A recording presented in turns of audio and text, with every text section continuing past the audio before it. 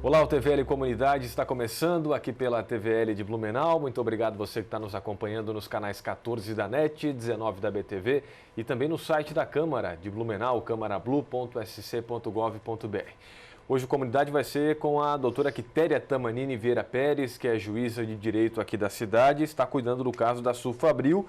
É sobre isso que a gente vai falar, porque agora em agosto, dia 14, vai ter um leilão da Sulfabril, dos bens da massa falida.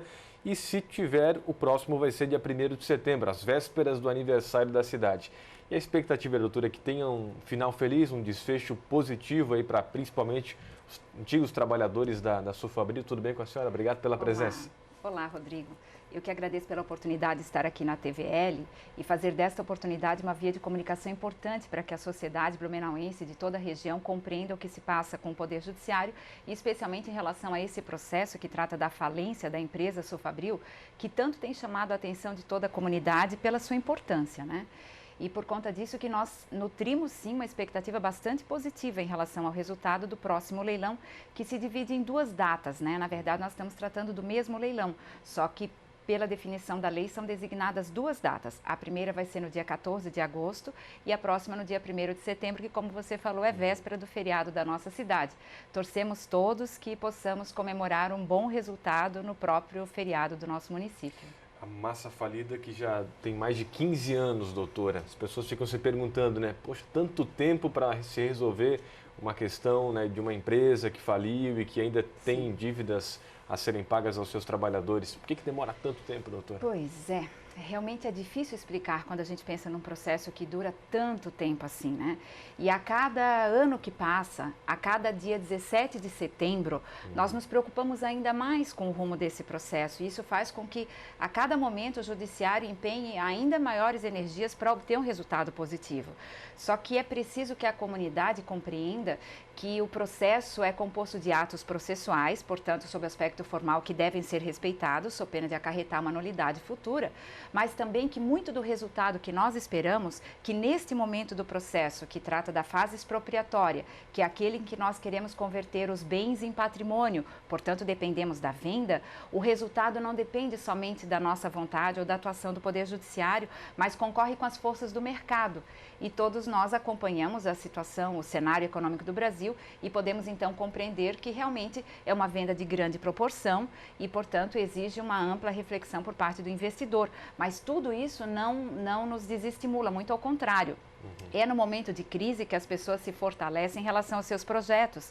E recente pesquisa feita pelo leiloeiro que atua nesse caso, um novo leiloeiro que recentemente foi designado para esse fim, o Dr. Daniel Garcia, ele percebeu que aquela área é muito próspera para vários tipos de investimento. Por exemplo, tem sido muito procurada para o ramo educacional, onde poderia ser montada uma instituição de ensino com ampla área de estacionamento, com bom acesso à cidade, muito próxima inclusive do centro.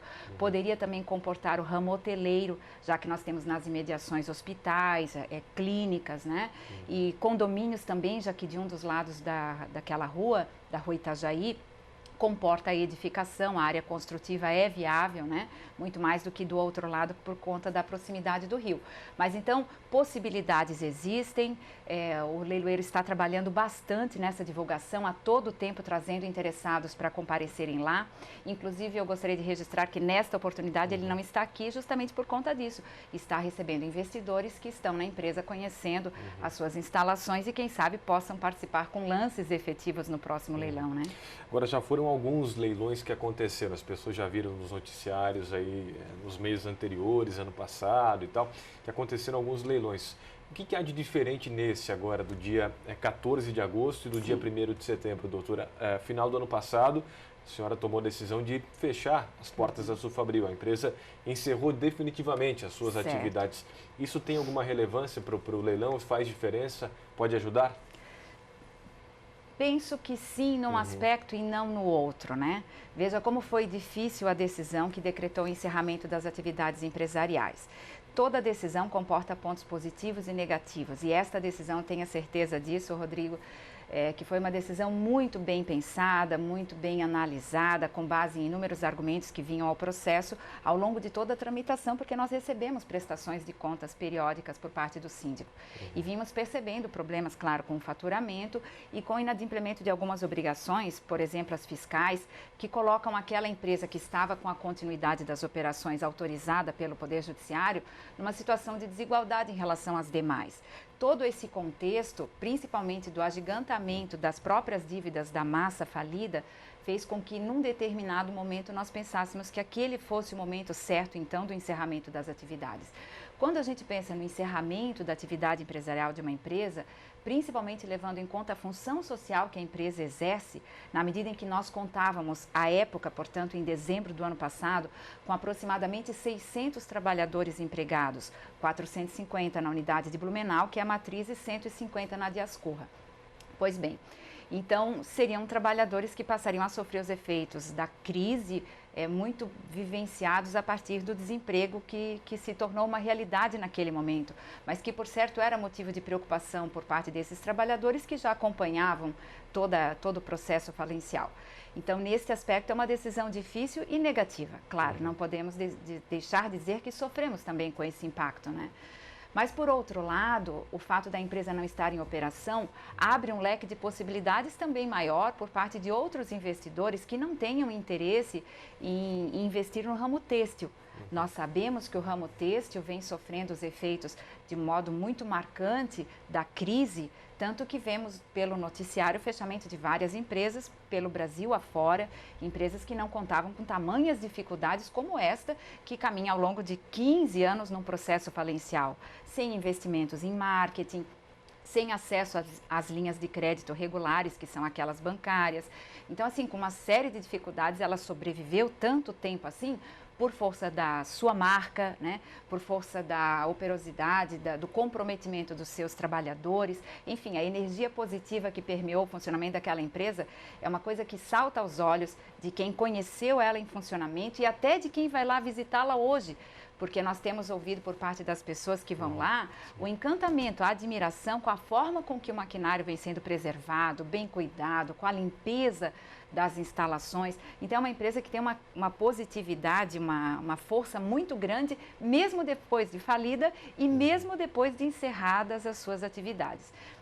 Então, como eu disse, o aspecto de certa forma positivo que se destaca é a atração do interesse por parte de outros investidores, como eu mencionei. No leilão, então. Exatamente, são estes que hoje vêm conhecer a empresa, não para ficar com os maquinários, porque também os maquinários podem ser adquiridos separadamente por parte de outros interessados, mas quem sabe para investir num grande imóvel que fica, como eu disse, numa região extremamente nobre, por ser o acesso a uma cidade tão turística e próspera quanto Blumenau.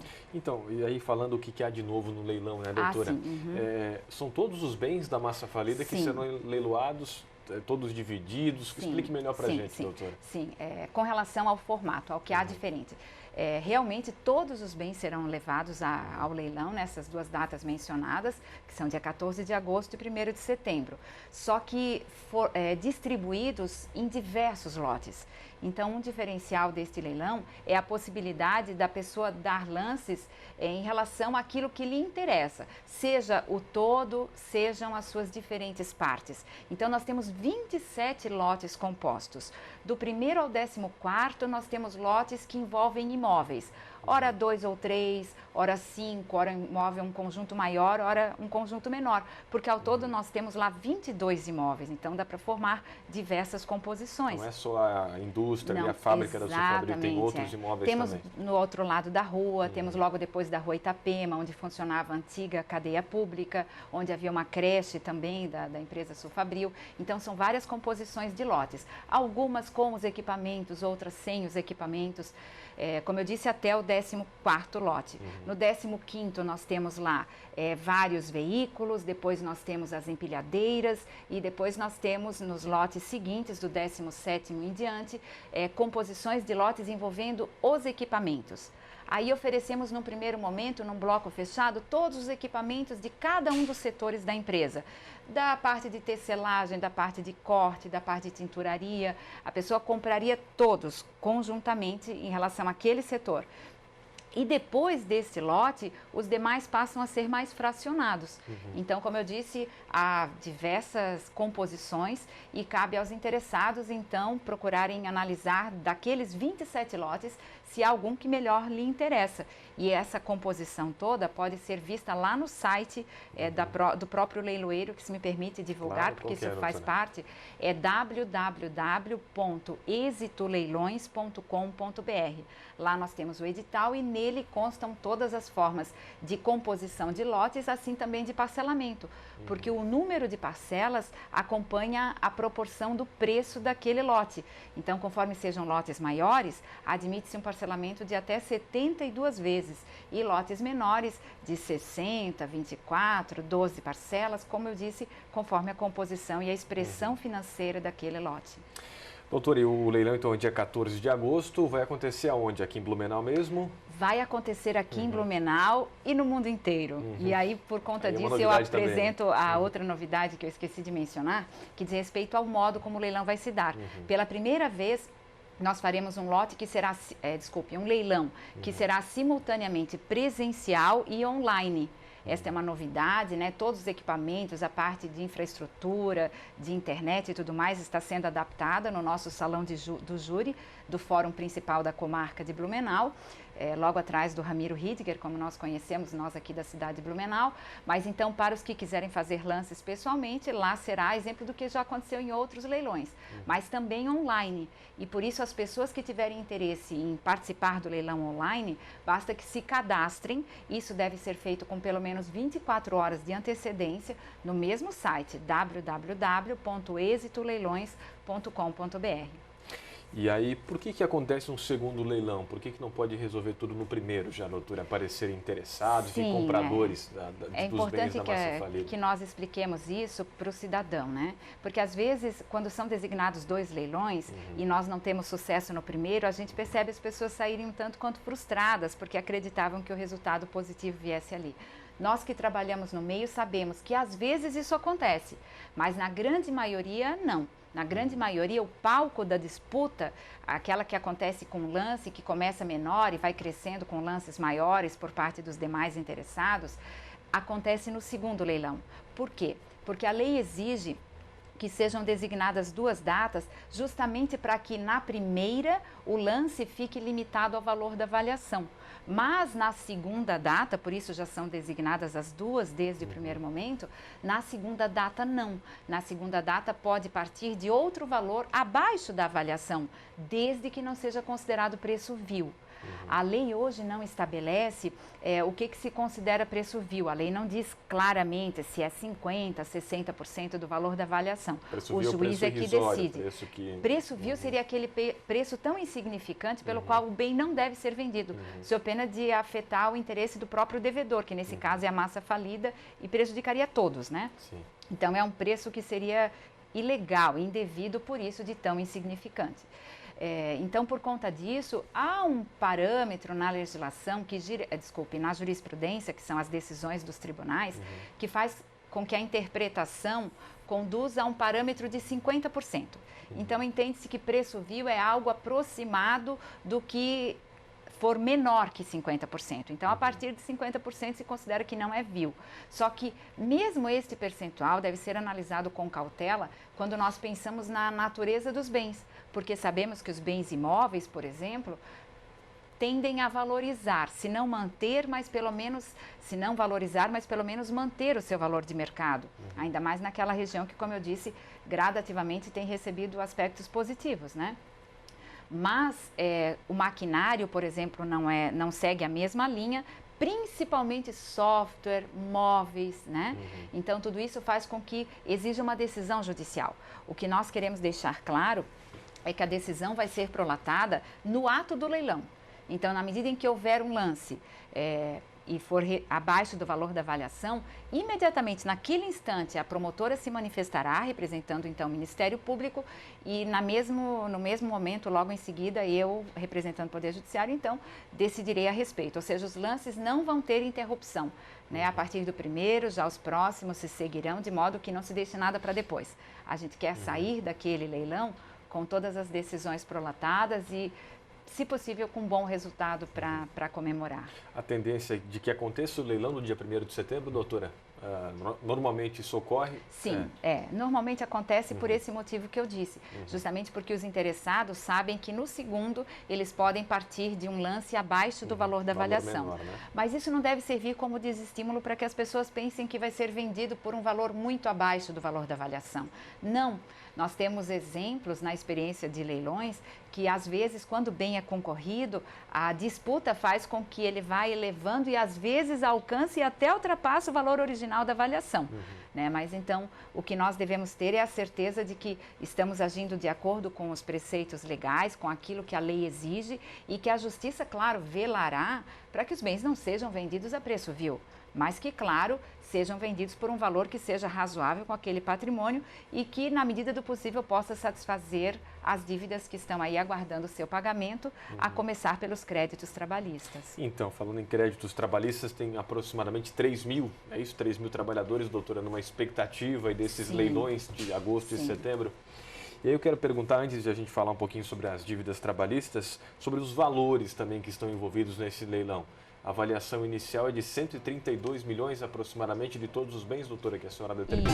Isso. Quando nós pensamos no conjunto de todo o patrimônio da massa falida, nós temos esta avaliação feita no Poder Judiciário por um profissional habilitado para isso. Mas aí compõem todos os imóveis, que como eu disse são 22, máquinas, todos os equipamentos, os móveis, incluindo, claro, softwares também, e a marca.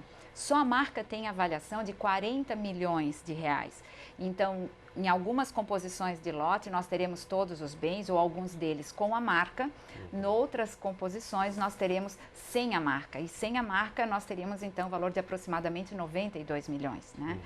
E sobre a marca, Rodrigo, se me permite... Sim. É preciso dizer que é claro que ela sofre a influência do mercado e também da história da empresa. O fato da empresa ter passado por um processo falencial, de ter encerrado as suas atividades, tudo isso repercute na valorização ou não da marca. Mas nós não podemos deixar de considerar que essa marca tem uma força por si só muito grande. Eu penso que foi esse fator, concorrendo, claro, com o comprometimento dos trabalhadores, com a boa energia que sempre permeou as atividades da Sulfabril, mas essa marca, a força dela permitiu que ela se mantivesse firme durante esses 15 anos que a empresa continuou em atividade, mesmo falida, mesmo sem investimento em marketing, como se gostaria, né? E continuando a ser conhecida no mercado. Hoje, quando as pessoas falam no nome Sulfabril, isso já lembra um produto têxtil, porque ela esteve, a marca, entre as maiores do contexto nacional. Isto no final da década de 80, início da década de 90, esteve entre as 10 maiores empresas têxteis. Esta empresa chegou a contar com mais de 5 mil, ou com aproximadamente 5 mil funcionários. Então, não há dúvida que a marca pode interessar a pequenas ou médias empresas têxteis que eventualmente estejam bem no mercado, mas não contem com uma marca forte ainda. Algum investimento em marketing fará com que ela renasça fortemente, é isso que a gente acredita. Por isso é importante pensar na marca como um bem, sim, de grande valor a ser ofertado. Então, até para quem não é daqui da cidade, doutora, a senhora que inclusive trabalhou na Sulfabril, né, doutora? Por que a Sulfabril assim, é tão querida pelos blumenauenses? Né? As pessoas gostam tanto dessa empresa, a senhora falou que teve mais de 5 mil funcionários e tal, está 15 anos nesse processo de falência, mas foi uma empresa que enchia os olhos dos blumenauenses de orgulho, enfim, né? Isso mexe com a cidade, o caso Sulfabril, e acaba mexendo com toda a cidade, né, doutora? Eu não tenho dúvida que isso acontece, né? O carisma em torno da empresa, por parte principalmente das pessoas que integraram a empresa, trabalhando na empresa, mas também por parte de toda a coletividade, principalmente de Blumenau, mas não é só de Blumenau, é de toda a região, faz com que a gente perceba que essa empresa realmente participou e ainda participa muito fortemente da história do povo blumenauense. E por isso que a gente percebe também que as pessoas acompanham tão atentamente esse processo, né? Um fato curioso que você citou é que eu trabalhei nessa empresa. Então, essa empresa também fez parte da minha história. Eu tinha aproximadamente 16 anos, então era uma adolescente, quando estava iniciando o curso de Direito aqui na Faculdade de Blumenau, na FURB, enfrentando dificuldades financeiras, porque a minha família é humilde e nós enfrentávamos sim dificuldades de custear o próprio preço da mensalidade. E eu já sabia que trabalhando na empresa Sulfabril, ela custearia com uma forma de bolsa 70% do valor da mensalidade. E foi assim que boa parte da minha faculdade eu fiz, trabalhando na empresa Sulfabril, de modo que os outros 30% eram inclusive descontados da folha de pagamento. O trabalhador não se preocupava com nada, na medida em que somente vinha descontada essa diferença da sua folha, terminado o horário de expediente, havia o refeitório disponibilizando o lanche e as pessoas a partir dali tomavam um ônibus que aguardava o funcionário no pátio da empresa, levando para as instituições de ensino. Então, realmente, não há outra palavra para expressar o que o povo blumenauense sente por uma empresa desse porte, senão gratidão. E é da mesma forma que nós conduzimos esse processo, fazendo com que a efetividade se alcance, porque esse é o papel do Poder Judiciário, garantir que as decisões se tornem efetivas. Hoje o processo caminha de forma bastante tranquila, né, na medida em que não há decisões de grande porte mais a serem tomadas, embora muitas já tenham sido tomadas ao longo dessa tramitação, inclusive envolvendo muitos recursos, como as pessoas têm acompanhado. Não é um processo de fácil tramitação, é um processo relativamente complexo, tanto que hoje conta com mais de 80 tomos, cada tomo com 200 páginas. Então é um processo trabalhoso, mas é um processo que está bem administrado. Veja que as vendas ocorridas ano passado, quando nós vendemos 3 unidades, né, 2 desativadas e 1 ativa, vendemos a unidade desativada de Gaspar, a unidade desativada de Rio do Sul e a unidade em plena operação de Ascurra, né? Onde toda aquela mão de obra de 150 trabalhadores foi reaproveitada pelo adquirente. Então, como eu ia dizendo, todos aqueles problemas foram sanados, os adquirentes receberam a carta de adjudicação, puderam fazer a transferência regular, né, no registro de imóveis.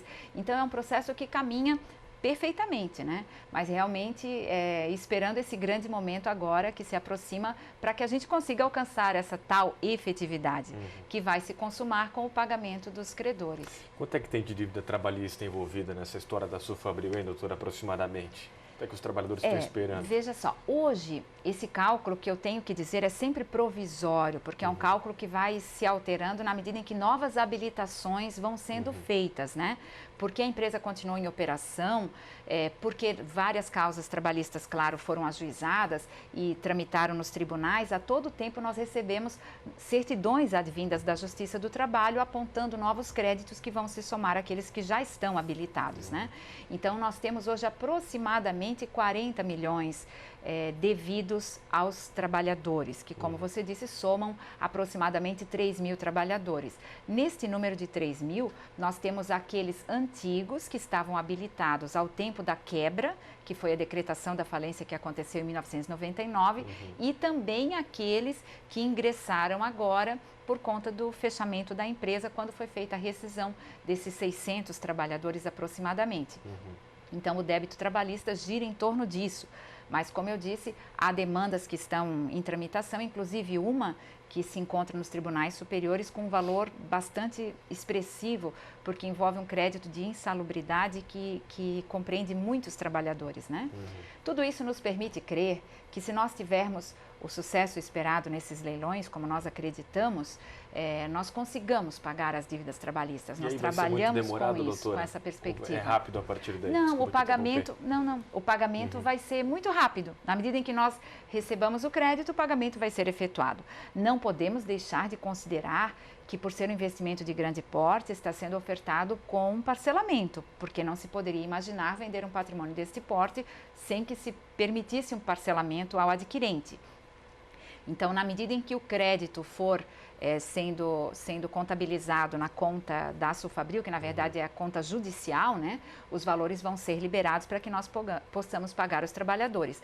O pagamento deve se dar com a maior naturalidade e eu acredito que sem nenhum percalço, porque já fizemos uma experiência que, por sinal, foi bastante positiva até para esse fim, que foi quando efetuamos o pagamento do primeiro rateio, na base de 15%. Todos os trabalhadores que estavam habilitados receberam 15% do crédito, do valor que tinham, né, devido, e isso permitiu que nós atualizássemos as contas bancárias respectivas, o CPF, todos os dados necessários para que agora, quando da efetivação dos novos pagamentos, tudo isso flua muito mais rápida e naturalmente. A senhora falou que o parcelamento pode ser até 72 vezes. As pessoas podem se perguntar aos trabalhadores, vou ter que esperar 72 anos para receber tudo? 72 meses, né? É que eu diria que não necessariamente, né? Na verdade, tudo depende de como a coisa vai acontecer, qual o número de parcelas que vai se dar. Só que nós temos que ter em mente que não há condições de esperar um investimento tão grande sem que haja o parcelamento. Porque qualquer pessoa que adquira aquele bem, com certeza vai ter que investir, porque do jeito que está, seja qual for o ramo de atuação que ele pretende, ele vai ter que fazer novos investimentos. Por outro lado, nós temos outros créditos que devem estar advindo e que nos permitirão, num futuro muito próximo, efetuar algum pagamento aos credores trabalhistas, né? Que são demandas judiciais onde a Sulfabril era credora. Então, tudo isso faz com que a gente tenha perspectiva de, se não conseguirmos pagar tudo, mas consigamos pagar uma parte expressiva e pelo menos que o trabalhador saiba quando vai receber a diferença, né? Eu acho que mais importante do que saber quando, né? A pior pergunta seria se vai receber, né? Muito melhor seria ele saber quando, né? Então, tendo a perspectiva certa do pagamento, eu acredito que nós estaremos muito mais próximos dessa efetividade que se espera, porque tudo é na medida do possível, né? Tá certo, doutora. Eu falei que 72 anos é porque já dura 15 anos e aí vai confundindo anos com meses, mas não é 72 anos. Sim, que bom, né? Se fosse 72 anos seria muito pior. Não estaríamos mais aqui para contar essa história. Doutora Quitéria, então boa sorte no leilão, dia 14 de agosto, depois dia 1º de setembro. Tomara que os bens da massa falida Sulfabril sejam vendidos, apareçam interessados. Vamos repetir o site do leilão, do leiloeiro? Sim. Qual que é, doutora? É www.exitoleilões.com.br. Êxito Leilões. Êxito de sucesso, né? Êxito Leilões. Ok, então, doutora Quitéria, muito obrigado, um abraço, até a próxima. Obrigada, Rodrigo. Eu que agradeço pela oportunidade, a TVL, tenho certeza de que é uma importantíssima contribuição que vocês estão prestando à sociedade. Obrigado. Obrigada. Doutora Quitéria Tamanini Vieira Pérez, que é juíza de direito aqui de Blumenau e está cuidando do caso da massa falida da Sulfabril, que já dura aí desde 1999 e agora em agosto e setembro tem novos leilões pela frente. O TVL Comunidade termina aqui. Muito obrigado você pela companhia. Fique na companhia da TVL. Até a próxima. Tchau, tchau.